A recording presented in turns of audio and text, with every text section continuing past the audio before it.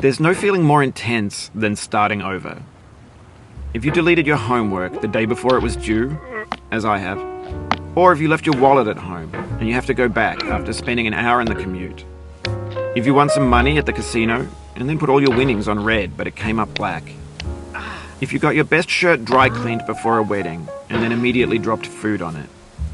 If you won an argument with a friend and then later discovered that they just returned to their original view. Starting over is harder than starting up. If you're not ready for that, like if you've already had a bad day, then what you're about to go through might be too much. Feel free to go away and come back. I'll be here. Alright, thanks for coming with me on this trip.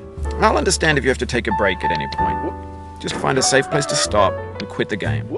And don't worry, I'll save your progress, always, even your mistakes.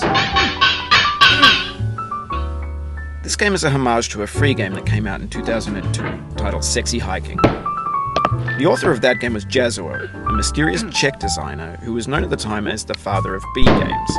And B games are rough assemblages of found objects.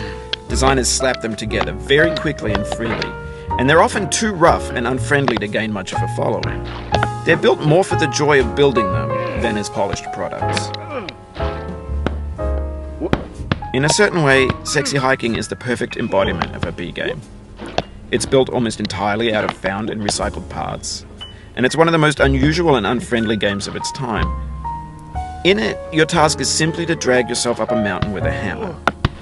And that act of climbing, in the digital world or in real life, has certain essential properties that give the game its flavor. No amount of forward progress is guaranteed. Some cliffs are too sheer or too slippery. And the player is constantly, unremittingly in danger of falling and losing everything. Anyway, when you start Sexy Hiking, you're standing next to this dead tree that blocks the way to the entire rest of the game. It might take you an hour to get over that tree, and a lot of people never got past it. You prod and you poke at it, exploring the limits of your reach and your strength, trying to find a way up and over. And there's a sense of truth in that lack of compromise.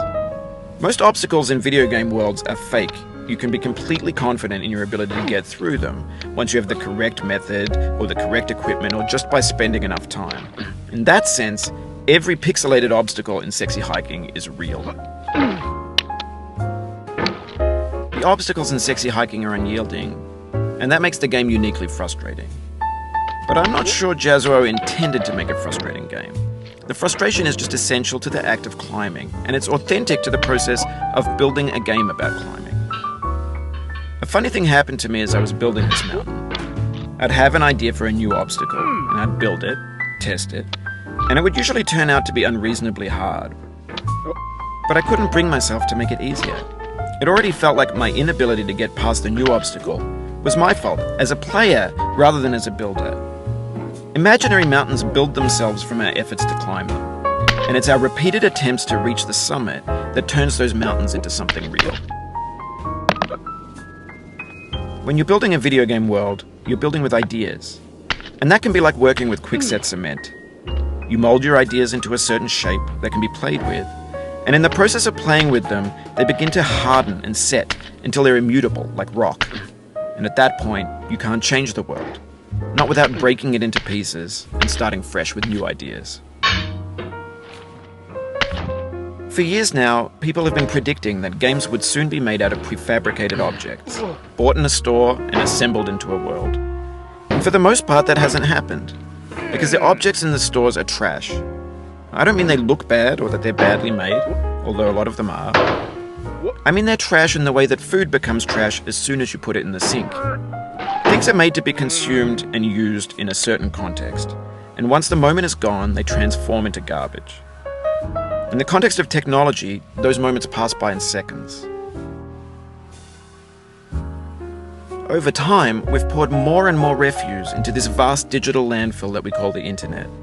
It now vastly outnumbers and outweighs the things that are fresh and untainted and unused.